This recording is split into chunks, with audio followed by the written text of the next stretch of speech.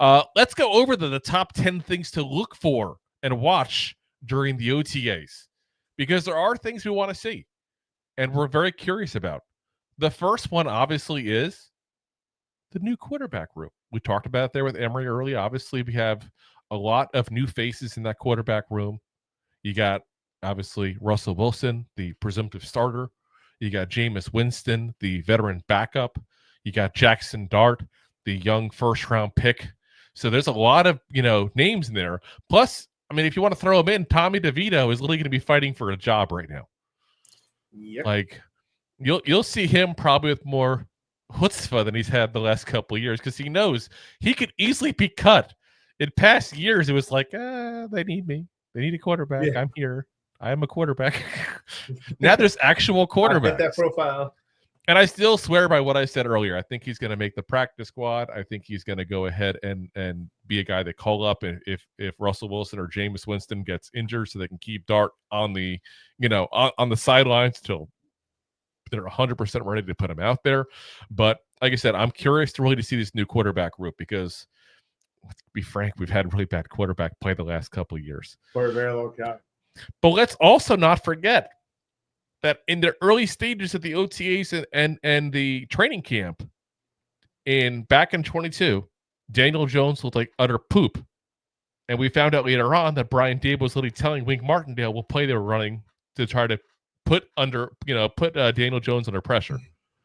Now, one or two after things have come out, you think that was a little bit of fluff to make Daniel Jones feel a little better? Like, hey, we just no, because he looked really bad, like really, even for him, bad.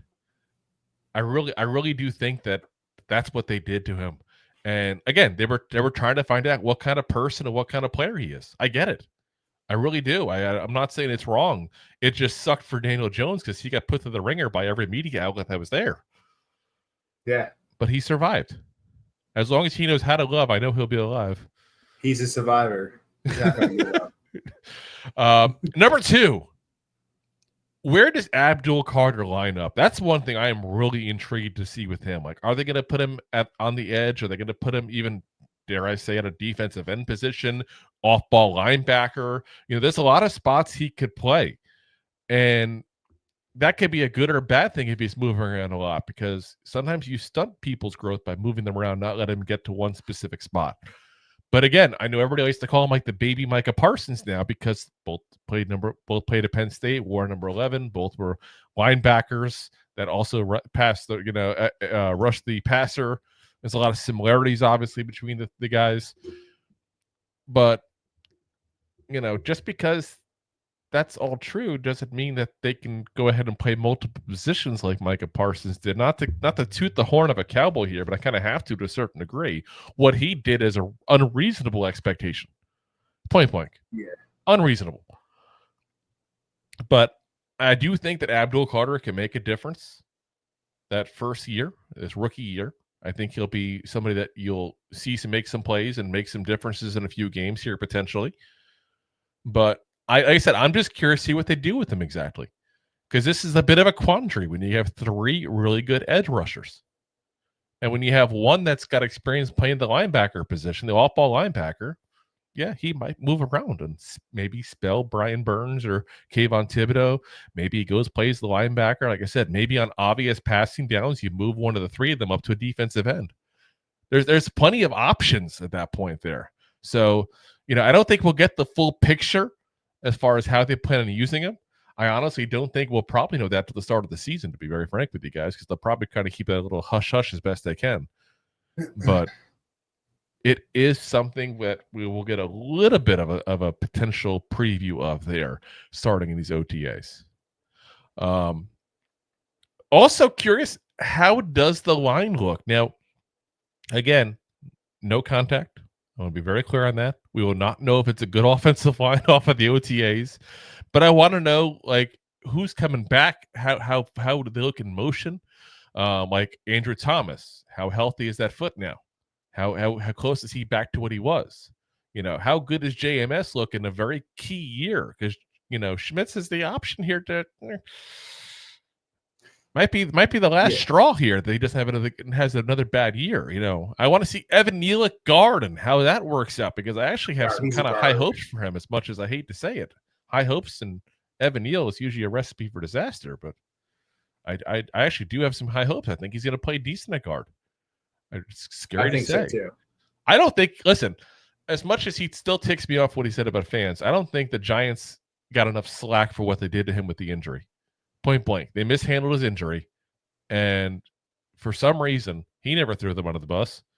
Which, he threw the fans under the bus, we booed him, but he never threw the team under the bus when they misdiagnosed his injury and really messed up him and made it a 2-year recovery, basically, as opposed to a 1 year. So, and obviously we can all nitpick on things we're not there at. I'm not saying the Giants are the worst ever, but let's be honest, year after year, the Giants always have injury issues. So, you can question some of these things at this point. But again, I'm curious to see how that kind of stuff, pans out for him. Paul Sidadebo, we had obviously, Emery mentioned him earlier there. I want to see how he is coming off his injury he had last year. Another guy coming off injury that, our newly signed shutdown corner. He's got to be the number one corner for us there. Came off a broken femur, guys. That's not a small thing. Like, that's no. Oh my God. To be honest, guys, we didn't even put him in our list of free agents to look at because of that injury. Again, he has that potential to be the best corner that was on this market. So it's not a horrible signing. We're not upset about it. And the Giants obviously have more access than we do to injury history and, medical, imaging and all that kind of stuff that, again, we just don't get. Nor should we, to be very frank. Kind of scary if I could get it. There's HIPAA laws. Yeah. Hip hop anonymous. Hip hop anonymous. Now I have easy ones. Whenever I hear hip hop, I always go like that, like hip hop anonymous, like that. I go to two things. I go to Rob Schneider, obviously, and Big Daddy. But also, are you familiar with Fight of the Conchords? Vaguely. I do know it. I watched some episodes. I didn't really watch it. They did a rap involving a hippo at that point. It was hip hop hippopotamus. My lyrics are bottomless. It was very good. Like I said, it's like a New Zealand comedy duo there. Went on to big things afterwards, but in movies. But anyway, that's a whole different podcast. Anyway, again, I'm just curious to see how he does now coming off that big injury, because leg injuries, especially for corner, like, you need fluidity, you need fluid motion, you need that kind of stuff, and you need confidence that you can stand on a leg and just take a hit or do whatever you have to do, like make the hit. You can't play corner flamingo style. No, you can't. It can't be done. Number 5, a guy we mentioned briefly also with Emery there, Jalin Hyatt.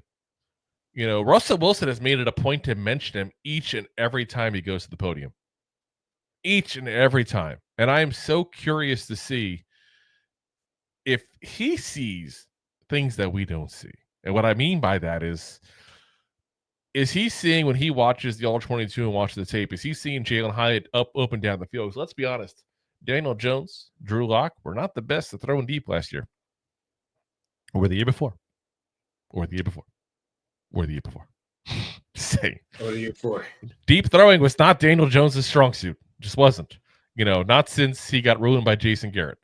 But, he came into the league not bad at it, but he's Jason Garrett ruined him.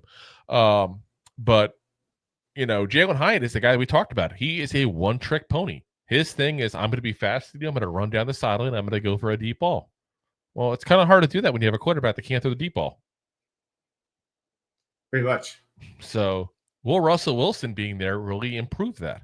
Because then we'll actually know, like, if he can't succeed with Russell Wilson this year, guys, then everything we think right now has been solidified. You know what I mean? Like, if you can't, the guy who really has the considered one of the best deep ball throwers, if not the best deep ball thrower in the NFL. Because again, he's not an elite quarterback anymore. I'm not trying to say that, but look at what he does on deep ball specifically. He has been elite at that part still. And because you got to also remember that he's 5'10". It's hard for him to throw the ball at a short distance because you can't see the linebackers. That's the crazy part. He's so tiny. I'm bigger than he is. Well, yeah, because you keep going to the Golden Corral. Beefing up. Beefcake. Number 6, the rookie class as a whole. We got to see them obviously at the rookie mini camp, and you see the Giants putting out social media footage like crazy and stuff like that. Well, yeah, it's all fine and dandy when you have your third round pick steamrolling a guy who probably will never make it into the NFL. I want to see how they do against actual NFL talent. That's a much better judge for the most part. All rookie minicamp tells you is how good they are compared to people that didn't get drafted, basically. And there should be a difference. There should be a difference. That's why one got drafted, one didn't. So, like I said, I'm definitely curious to see the rookies as a whole there. Number 7 is one rookie in particular, because I think there's a running back 2 battle that's going to happen. And again, this is just me. The Giants have never said anything about this. I haven't even seen the Giants writers saying about this. But considering how quickly the fall for grace came last year from motor Devin Singletary, the second Tyrone Tracy Jr. started balling out there, you got to wonder, will Cam Scatterbo even go ahead and take the running back 2 position? So I'm curious to see how they're used as backups. How much they spell Tyrone Tracy again, this might be something we don't see in the OTAs per se, but I'm curious to see how these guys are used to roll out. That's I'm going to keep an eye on throughout the season there. I think Scatterbo point blank could take it. Maybe I'm bullish on him. I am a little bullish on him. Listen, as a guy that has Singletary on and off for the past few years with Scatterbo, but has had. By the way, I didn't even know this. I didn't even know this until recently, but I was listening today to Fireside Giants, and I try to listen to other podcasts occasionally just to kind of see what they're doing and see if what they're talking about. Make sure we're on the same kind of wavelength overall, but also not blatantly stealing stuff, obviously either. But you know what he was doing? Anthony Navarro was one doing it. He was doing Scatterbo. Apparently, they've been doing that in their show too. I'm like, oh my god! And we started doing that. We first profiled him for the draft. I have to say, yes, 100%. That's the beauty of having a show. You can say who was the first one to do it. I don't know if we were the first one necessarily to do it, but we can definitely say we were doing it before we even drafted him. I was going to say the whole time. He started doing it. I'm like, oh my god, he did not just Scatterbo. Scatterbo. Squeed up. Anyway. Number 8. Oh, go ahead. I cut you off. I'm sorry. Go ahead. I'm saying it's hard not to. Scatterbo. Yeah. No, I cut you off before when you were talking. I'm sorry. I was just saying, we just so used to be cutting you off. Scouting report. I know. I'm like cutting you off while apologizing about cutting you off. That's how bad it is. I'll sit in the corner. Don't put baby in the corner. No one puts baby in a corner. Yeah. Anyway, you were saying. That's at this point, I lost it. You already interrupted me 3 times. Wow. Number 8. Javon Holland. I definitely want to see how he fits into the scheme and how they plan on using him. He's definitely more of a ball hawk than we've had last year. And it's funny, again, we talked about it before. His contract that we gave him was basically similar to what the Packers gave Xavier McKinney. So I hate to say it, but the bar is going to be set high for him. Yeah. Because he were to go, wait a minute, we could have spent that money and just kept Xavier McKinney. That conversation's got to be there, guys. It is, but you also got to remember, like, what was our salary cap when we let go of X, and it's a lot more than just we paid the guy that's him about. And it's also not fair to Holland. Yeah, and it's also you're looking at 2 years later with signing with salary cap raising and the value of that position going up. Yeah. So like people are just paying more. Gotta love inflation. As long as it's not eggflation, that's all that matters. Yeah. Number 9. Not everyone has chickens like you, Drew. I know. I get them for free. Well, I still have to pay the the chicken feed and all that kind of stuff, though. Listen, you got to take out a second mortgage to get 2 dozen eggs. So I know. I'll take the feed. It's like we're all like in like that line of Beauty and the Beast. I need 6 eggs. It's too expensive. We all feel that pain now. That movie just hits different now. Thanks what's going on. Number 9. Deonte Banks. Like, really a very, very key year for Deonte Banks here. Year 3, at the end of the year, again, we got to decide what we're doing as far as that 5th-year option or not. He's at where I think he was much better handled to be CB2 now, assuming that Paulson Adebo is, healthy and ready to go with that broken femur from last year. This is a really I hate to make the term, but I'm going to say it, make or break kind of year for Deonte Banks, because if he has a bad year again, new coach as far as defensive backs, new defensive backs coach, going through 2 different defensive coordinators now, 3 years in the league. Eventually, he's the common denominator. He's going to go succeed somewhere else is what happens. Yeah. We've said it on the show plenty of times. The Giants put him in a bad position last year, point blank.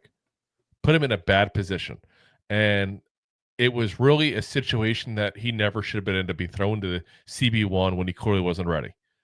But that doesn't excuse the obvious issues he had on the sidelines and stuff like that. So the lack of effort he showed on some plays like that you can leave that behind, because now you're letting your teammates down. And that's a whole other issue. You can be pissed off as much as you want at the coaches, but that was a whole nother level. So I'm hoping to see a more mature Deonte Banks, and a guy who is able to step up and be the CB2 that we need. And then hopefully maybe we hold on to him in a couple of years when Adebo's contract's up, he becomes CB1 for us then. Like, that'd be the ideal scenario. Like, we want him to succeed, obviously, guys. Yeah. So number 10. This is going to be an odd one here, guys. Things to watch out for during the OTAs. Reporters. And what I mean by that is people over-exaggerating, getting way too excited, getting way too upset with things. I see it every single year where people are like, this is going on, the OTAs, this is horrible, this guy's got to go, or, this guy looks amazing in the OTAs. He's going to be a starter. He's going to be amazing. Like, it's the OTAs. Don't get too excited. Don't get too upset. It's a step in the off-season process. If you go back again to 2022, Daniel Jones was apparently the worst quarterback known to man. Granted, he's not that far off, but that year it was his best year he had, and that's where he was at. Of course, we got the fact that just a couple of years ago, the Giants supposedly had the biggest hidden gem ever at the cornerback position. Like that. Remember that one there with Trey Hawkins III, who is apparently going to be the second coming of Deion Sanders. Like, that's how ridiculous people get sometimes. And that in Riley as well. Yeah, it's like, just let things play out. Be happy if they look good, but don't get too ecstatic. Like, oh my God, look how great this guy is because he did good in the OTAs. Again, there's things that happen behind the scenes there that we don't know about. So you got to take a little bit of the grain of salt. The only way I'll get upset, and it's that I still shouldn't be, but as if Jaxson Dart looks like poop. Because Jaxson Dart, let's be honest, is going to have to go out there with a third team. So if he has trouble with a third team, I don't care if they know the player or not. Like, you should be able to beat that. Yeah. So, if you can't crush the third teams, I don't want you on a team with the first team. Yeah, like that'd be the one thing that would concern me. That's for sure. As we got Mac, the Giants fan here, the Trey Hawkins hype was crazy. Yes, it was, guys. Again, we always like to give love and a little hype there to other fellow content creators that pop in. Mac, the Giants fan, if you haven't already, hit the like, hit the subscribe for him as well. Go check out his stuff there. Appreciate you popping in, man. Thanks for watching. Like the show? Of course you do, or you would have turned it off by now and not be hearing me. There are plenty of ways to support the show. YouTube is the best place to join us, and we offer memberships there with fun benefits like custom emojis and early access to video clips. Of course, there you can also send super chats and stickers to send one-time support payments. The best way to support the show is to buy these drunk idiots beers at buymeacoffee.com/2giantgoofballs. Along with one-time support payments, there are also monthly plans, so you can continue to help kill their livers each month. You can also show people that you are a goofball by visiting our store at 2giantgoofballs-shop.fourthwall.com. We got everything from shirts, hats, phone cases, funny candles, buttons, stickers, and even a 2 Giant Goofballs towel to dry off your goofballs. Of course, you can always support the show for free by simply hitting the like, subscribe, and share button wherever you are watching or listening to this. Hit the thumbs up on YouTube. Leave a 5-star review on Apple Podcasts. It helps the show tremendously, and quite frankly, the Goofballs suck at marketing and need your help to get the word out. Thank you for being part of the Goofball Army and for taking the time out to support the show. If you like that clip, then you will love the full episodes too. Find us on your favorite podcast app and look for us on all your favorite social media platforms. Thanks so much. Please, I'm begging you. Please subscribe.